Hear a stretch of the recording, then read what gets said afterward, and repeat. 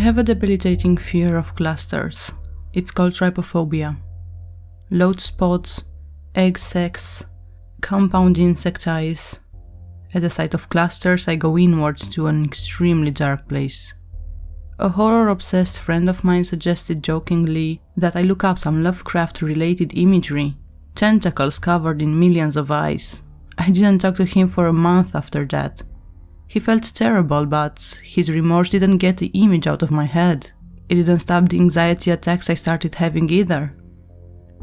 My current therapist said I should spend more time reflecting on what happened last year. I journaled for a while, but eventually it felt too lonely. I started going to a self-help group for phobias that aren't recognized by the mainstream medical community, but I felt too exposed. And to be honest, I got tired of listening to people talk about stuff like nomophobia, fear of not having your cell phone, heliophobia, fear of sunlight, and ablutophobia, fear of bathing. I don't mean to minimize anyone's fears, but when combined, those three phobias sound like the basic affliction of being a cisgendered, white, large adult sun millennial. Most of the people in the group were Kurts and Skylers and Tommys, promising high school athletes who got fat and depressed and moved into their mom's basement. Not to engage in phobia superiority, but sitting in mom's basement, doom scrolling on your phone, refusing to come up for air or basic hygiene. Trypophobia seems a little bit more substantive, especially given what it eventually led to in my life. I've come to realize that fear is a sliver. It burrows underneath your skin. The more you think about it, the deeper it crawls. Fear, left unattended, festers, and then eventually your body either absorbs it or finds a way to shove it out. I'm not sure why some people get lucky and others stuck with their phobias forever. My body absorbed my fear of clusters. Trypophobia is part of my DNA now. Let's go back to how all of this started. In the mid-2010s, a bunch of photoshopped images of body parts superimposed with lotus pods started circulating the internet. The first one I saw was a chick. It belonged to a beautiful model, but the photoshopped lotus pod made it look like there were holes in the side of her face, with little eyes staring out of the darkness. When I saw an image of a breast, the nipple superimposed with another lotus pod, I lost it. I'd never had an anxiety attack before, but I had one then. I shut myself in the closet until my boyfriend came over and finally got me to come out. It's fake. My boyfriend at the time just trying to help me. Here, look at this. He pulled up photos of lotus pods on his phone, but it didn't help. The ream of Google Images was filled with pictures of honeycomb, egg sacs, insect eyes, some of the other things I mentioned. But all of it revolted me equally. The sliver dug deeper. About 6 months later, I found out my fear of clusters had a name. Trypophobia was a thing. Apparently Kendall Jenner has it. I went further down the internet rabbit hole. I started calling in sick to work. I stopped working out, which was unlike me, given that I rode for the varsity crew team in college. It got to the point where I was so debilitated by my fear of clusters that my boyfriend went to my parents. They drove to the city and staged an intervention. Everyone insisted that I see a therapist. That was 3 therapists ago. I've been fired multiple times, which I didn't even know was a thing until it happened. Apparently, therapists are human after all. They can reach their wits' end too, especially when listening to people talk about weird stuff like trypophobia. Therapy didn't help. Even though I went regularly for 6 months, I still saw clusters everywhere I looked. The anxiety attacks continued, and they started happening more frequently. Everything changed one morning when, getting out of the shower, I saw an oozing batch of clusters growing on my right knee. "I'll admit it," said my boyfriend, visibly grossed out but doing his best to be strong for me. "There's a rash, but hold on, I don't think it's as bad as you think." He pulled up an article on his phone. "I think it's just shingles. Anyone who's had chickenpox can get it. Chickenpox? You mean the sickness we get when we're kids? The one where clusters of red bumps break out all over your body? It's caused by stress, he said. We both know how stressed you've been. There was a long pause, me staring at the batch of eggs or eyes or bumps or whatever they were that had bubbled up on my skin around my right kneecap. Sure, shingles, call it whatever you want. I couldn't help feeling that the rash was staring up at me. You should go to the doctor, my boyfriend said. I could hear the strain in his voice. He wanted the craziness to end. I did too. Several weeks later, navigating our messed up healthcare system by first seeing a doctor, getting a referral to a dermatologist, then waiting around until they finally had an opening, I got in to see someone. I remember the conversation clearly. It seared into my mind. Shingles, the dermatologist confirmed. His name was Dr. Harmon. The guy creeped me out. More of a pediatrician type than a specialist. He talked to me like I was 5. He had this flirty, dismissive way of interacting, couched in what felt like fake concern. 200,000 cases a year, kiddo. It resolved itself in a few weeks. But that doesn't make it any less painful. I had shingles during the first year of med school. Dr. Harmon went to his computer and started typing. I'm going to prescribe a capsaicin patch. You can get a cream over the counter, but the prescription strength patch is very effective. Just leave it on until I see you again and you'll be right as rain. We'll take a look in 3 weeks. My nurse will schedule a follow-up. He winked at me. I imagined him as a fly, a big compound eye made of thousands of little ones, all winking at the same time. It will feel kind of gunky, but don't pick at it, Dr. Harmon said. Pinky promise? Let the patch work its magic. I ignored the pinky promise, wanting to be as far away from Dr. Harmon as I could get. I was about to leave when he stopped me. You said you've also had anxiety attacks. Have you considered anti-anxiety medication? While you wait this out, I think you could benefit from a benzodiazepine.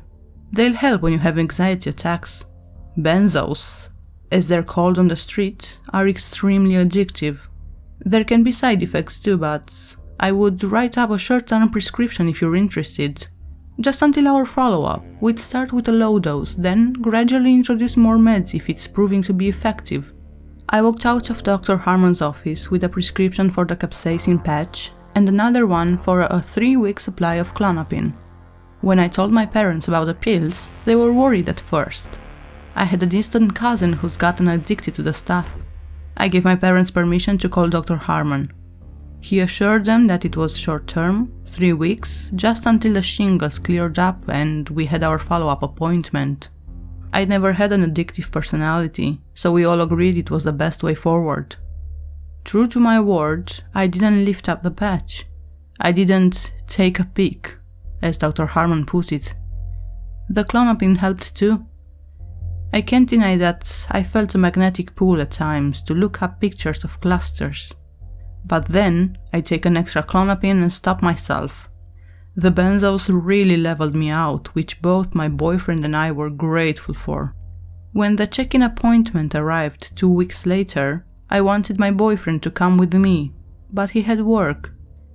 I went to Dr. Harmon's office alone. He lifted up the patch. Now, isn't this funny? He patted my shoulder. I shuddered.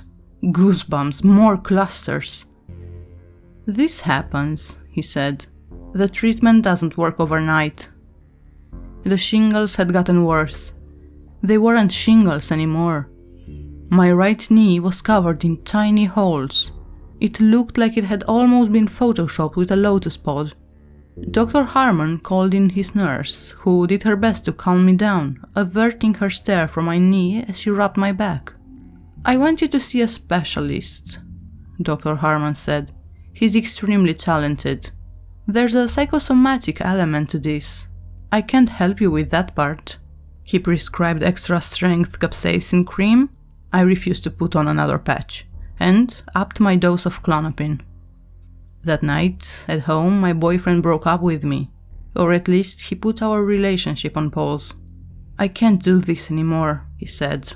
I'm so sorry about what's happening, but this is too much. It's interfering with my work. It's interfering with my happiness.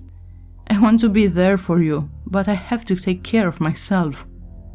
Despite my pleas to be given a second chance, he left, promising to revisit things once I got the phobia and disgusting skin condition under control. My parents offered to come up and see me. They sort of insisted, but I said no. I needed to deal with this on my own. The specialist recommended by Dr. Harmon came to my apartment for a house call. He was friendly, calming. Unlike Dr. Harmon, he put me at ease. He was middle-aged, maybe 45 or 50, and extremely handsome due in part to his personality. He reminded me of an older, better-looking Seth Rogen. A bit chubby, curly hair, darker features than Seth Rogen, darker hair too, but he was the kind of person who puts you at ease as soon as they walk into the room. His name was Dr. Miller, Craig Miller. He carried a black briefcase in, which was full of his medical tools. "I like doing house calls," he said. "This is not the kind of thing you should be coming into a stuffy clinic for. I'm an osteopath. I used to work at the same dermatology clinic as Dr. Harmon, but I eventually decided the corporate lifestyle wasn't for me." Dr. Miller showed me his medical license even though I didn't ask to see it. Then he started examining my knee. "I'm so sorry," he said. "That looks incredibly painful." He poked around a bit with a set of tweezers, gently, but it still hurt like hell. "I hear that you have trypophobia as well." Dr. Miller was the first person to acknowledge that it was a real thing. Dr. Harmon hadn't. My therapist didn't, and neither did my boyfriends or my parents. "Yes," I said. "It's awful." Dr. Miller nodded. "There is a psychosomatic element to this, but I want you to ignore the word psycho in the term. You are not crazy. You're just stressed. Which I think is completely understandable given the circumstances." He sat back in his chair, thinking for a second. Then he reached into his briefcase and pulled out a plastic package. The package was sealed, sterilized, unused. Inside was a set of tweezers like the ones he used to dig around the rash on my knee. What looked like a dental pick and a small metal thing. It looked like a stamp with a smooth surface. For the next half hour, Dr. Miller talked me through everything. "It doesn't make sense for you to come into the office 3 times a day, which is what it will take," he said. "Think of it like digging out a sliver. To get rid of the toxins that are causing this, you have to be vigilant. Essentially, it's a bunch of slivers, each of which is causing a mini infection. Pick," he said, digging in as gently as he could. "Loosen, tweeze, smooth. Pretty simple once you memorize it." He showed me again. I winced, but stayed strong, knowing it would help. Needle, tweezers, stamp, needle, tweezers, stamp. He put down the tools, picking a tube of capsaicin cream, squirting some onto his pudgy index finger. Apply the capsaicin cream liberally. It stung like hell. Rinse and repeat 5 times. And complete the process 3 times a day.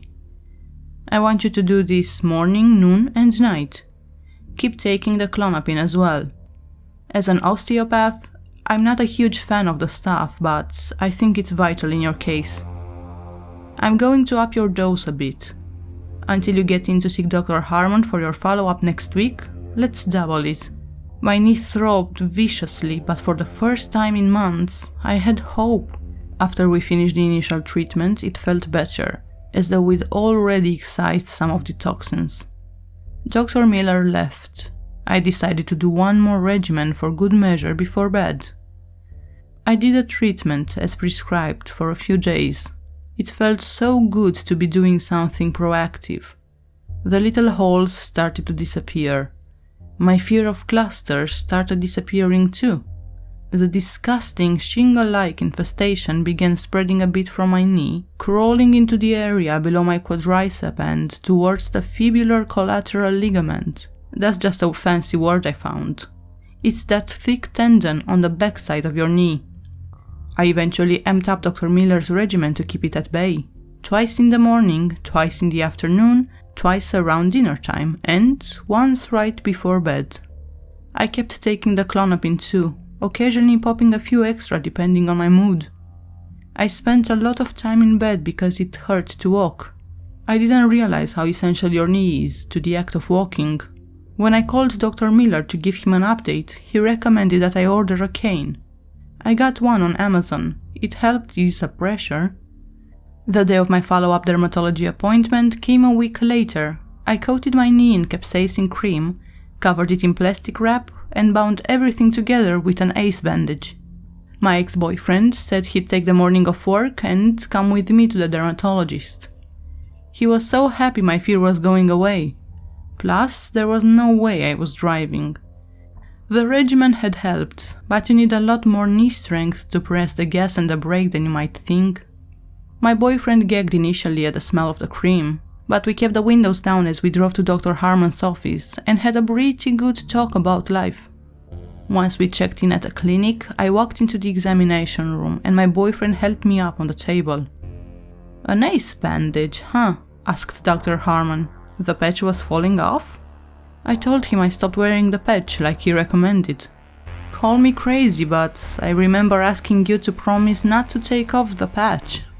I said we must have remembered it differently, but I assured Dr. Harmon that the combination of extra strength capsaicin cream and the excision regimen had made things better, even though the area with the shingles had gotten a little messy as a result.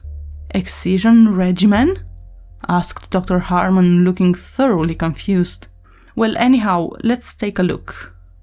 When Dr. Harmon unwrapped my knee, his nurse screamed. My ex-boyfriend gagged, then started vomiting in the corner of the examination room. "Good God," said Dr. Harmon, his face white as a sheet. "What have you done?"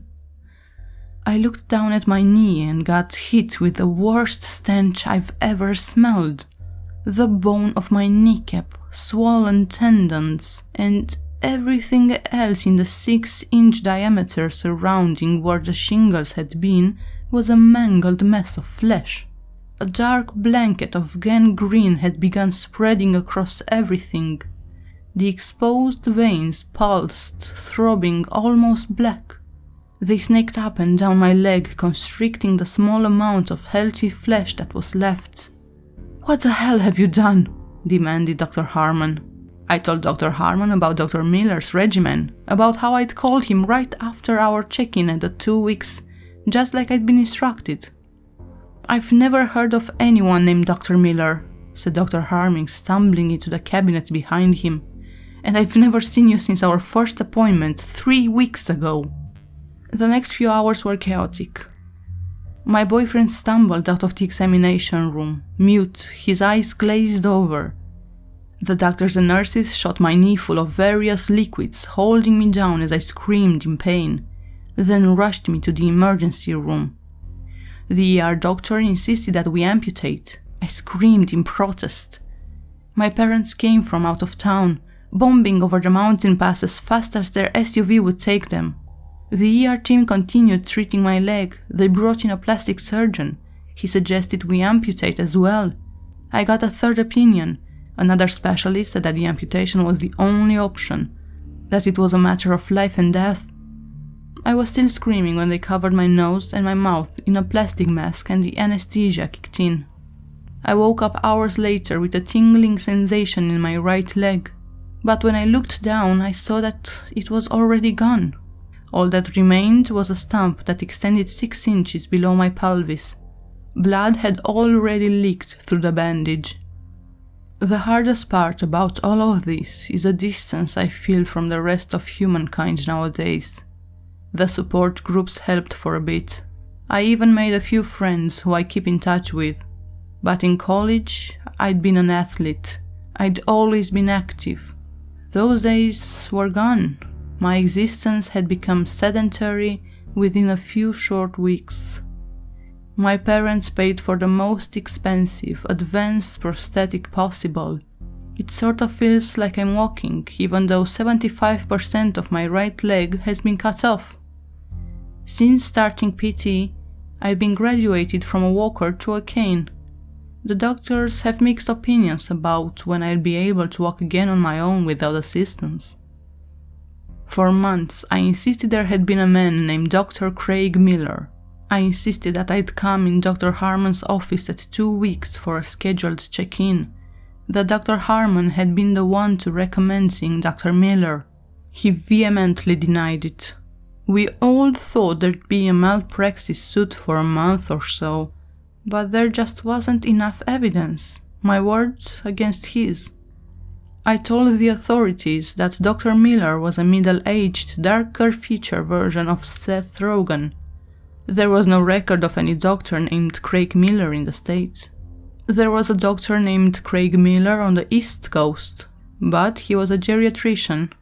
There were a dozen others as well, but none were osteopath dermatologists who did house calls. None that recommended treatment regimens like the one I had done. Dr. Harmon also insisted that I'd abused the Klonopin and that he had given me precise instructions about the amount to take, that he'd told me there can be adverse side effects if abused. The capsaicin cream, rubbed into the raw wound, had caused the infection that made me lose my leg. A psychiatrist I was assigned to see was furious that I'd been prescribed Klonopin. They confirmed it had caused severe psychotic episodes, exacerbated by my underlying fear of clusters. Dr. Harmon got a slap on the wrists and went back to his dermatology practice. I still have a fear of clusters. Trypophobia is part of my DNA. But with a lot of help from my therapist and my parents, it's gotten better. Better doesn't mean my leg grew back, but at least I'm not paralyzed by anxiety anymore. I even started dating someone I met in the physical therapy clinic. He has a prosthetic leg as well. It makes our relationship more comfortable. We understand each other. We move at roughly the same speed. But my life is changed forever.